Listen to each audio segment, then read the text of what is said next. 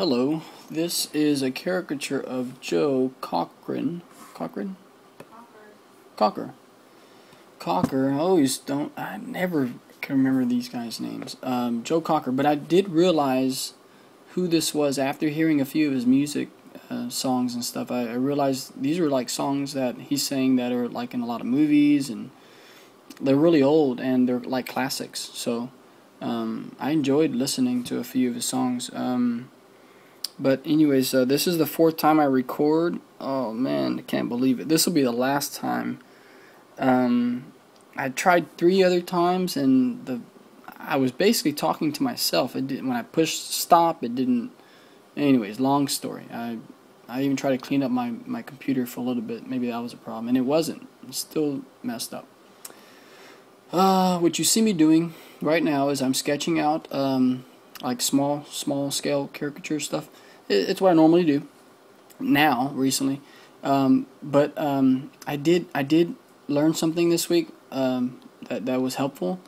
I want to now draw these small scale caricatures, draw them really small or even smaller, because towards the end when I find the last one that I want to stick with, I just spent too much time on it. I don't know if it was too big, but I just spent too much time on it.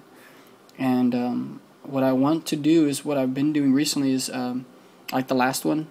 I transferred the small one. I drew it again on the larger scale picture, and then I did all the shading, all the different edits. I did it on there, and I want to do that because I found out this week I spent too much time on this. All the details. So when I got to like transferring it or freehanding it on the larger page, I just couldn't do it. I couldn't. It didn't look like the original one. And when I looked over it after 10 minutes, I was like, man, this is gonna take me much longer. Like, because now I got to change the nose and change the mouth. The mouth was too narrow. It wasn't as wide. And I was like, man, I just spent basically too much time on the small one.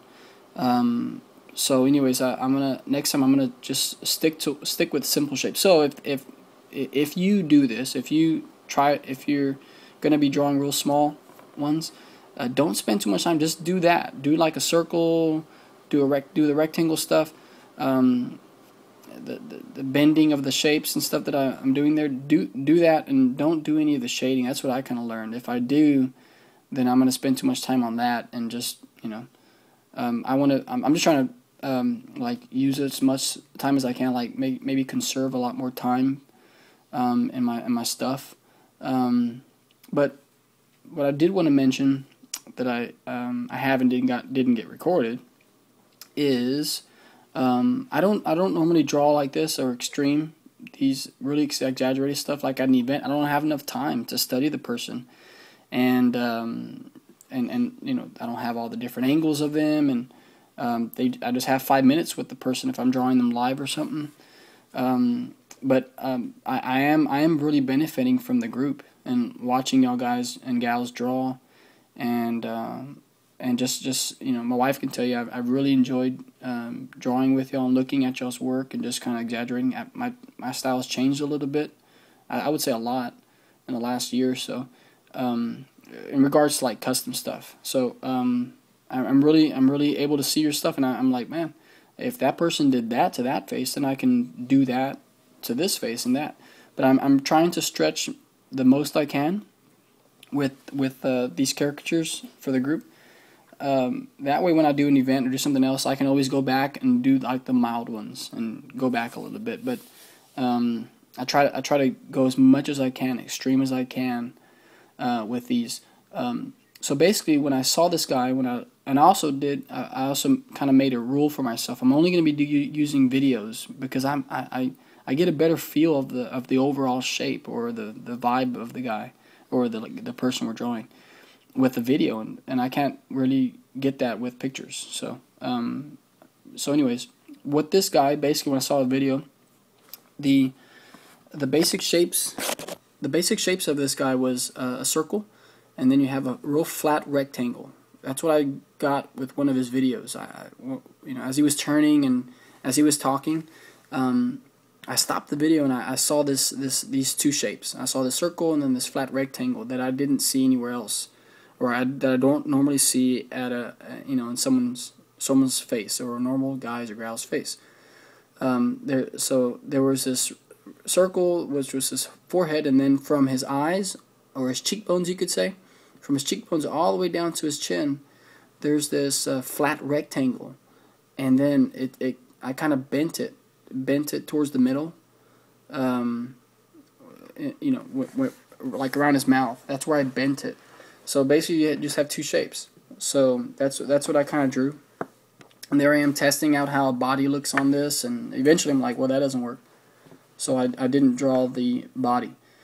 But all that erasing, like erasing the eyes, and I'll be erasing the forehead a little bit, changing it up. All these things I should have done I should have stopped right there, because I'm already going back, and I'm already figuring out in my mind that's what I'm going to be using. I'm going to be using that jawline and that forehead, or that overall shape. I'm going to be using that, especially the mouth. That was the main feature, I would say.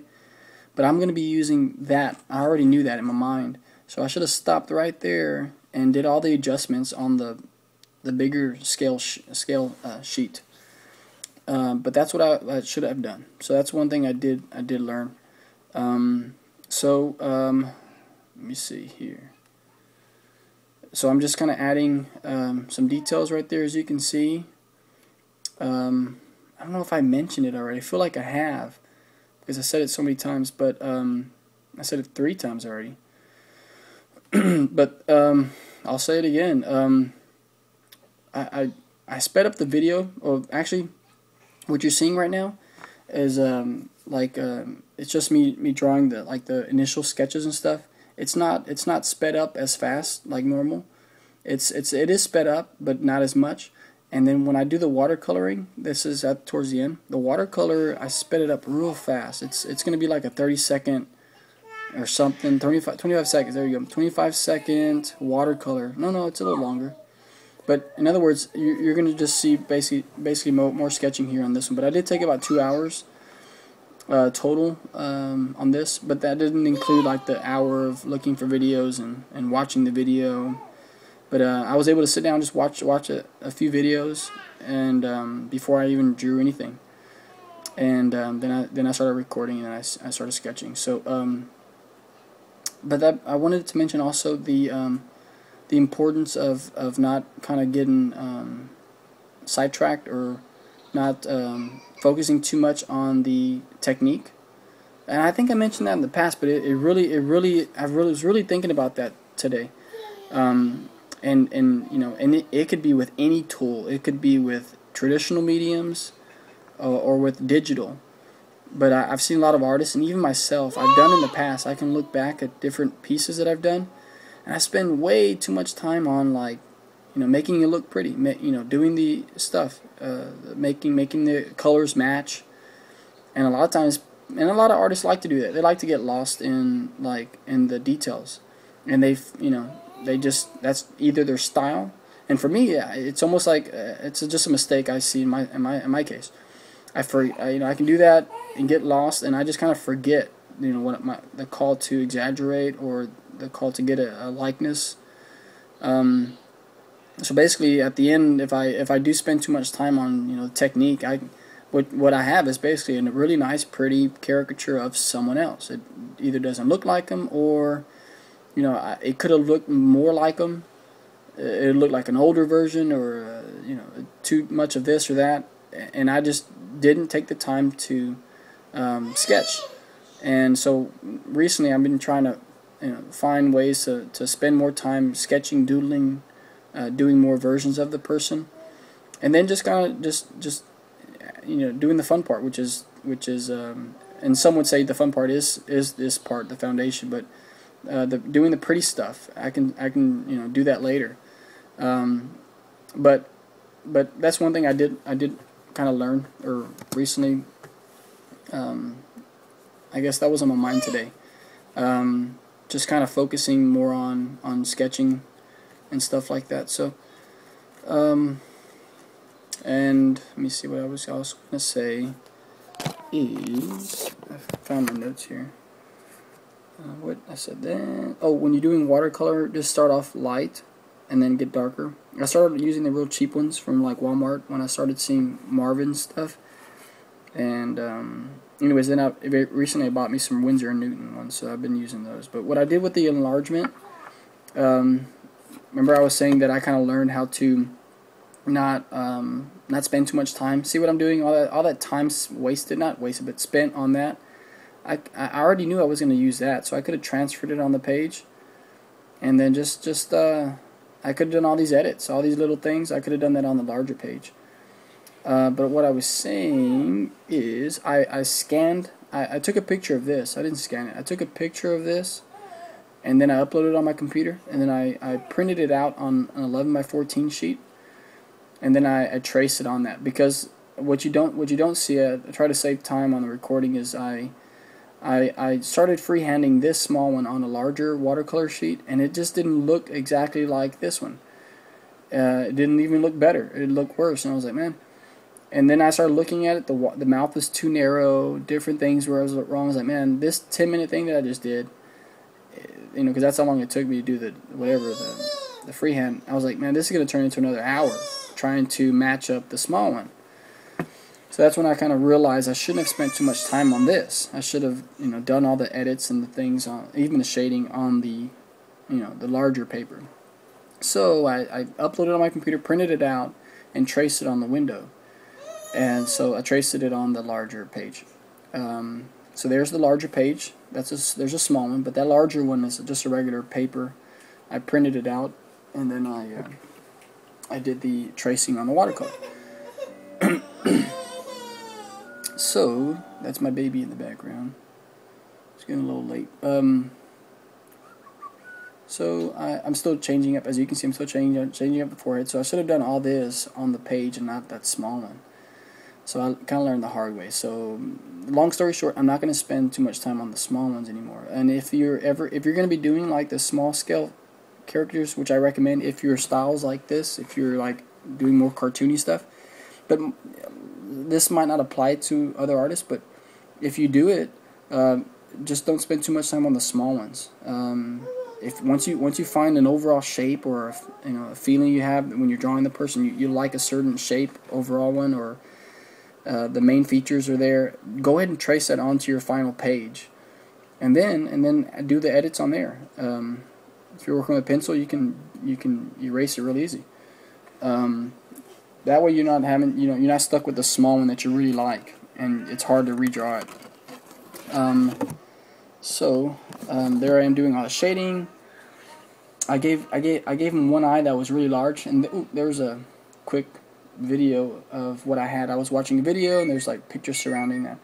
But do you see that long pencil line there? Not the microphone one, but the one that goes from his forehead down to his chin on the right side as we're looking at him. There's like a half moon or half circle. I try to draw lines like that to kind of match up everything. See, the forehead matches, it touches the nose. That line, by the way, touches the mouth and then the chin. And I did on the small one. I don't know if you remember. There was on the left side, there was a straight line that went towards the back of his head. Those lines right there kind of help me match up the shapes, because the shapes can be really dramatic and out there. So when you do like that and you try to match up these shapes, it kind of helps the fluidicity, if that's, I don't think that's a word, but if it helps make the shapes more fluid. It runs together nicely or better. So with all the exaggerations, I try to do as much as I can to make it look pleasing to the eye, so that way it doesn't look out of place, because everything's already out of place as far as compared to a portrait. So if you can, if you exaggerate like this, or if you're more cartoony style, I think if you do it already, you probably do it already. Try to match up these features as best you can. So I use marker, by the way, to fill in the black area to kind of save. It was much quicker. I used a real thick black permanent marker, and then I did all the details with a real thin brush, and it's all watercolor. Started off real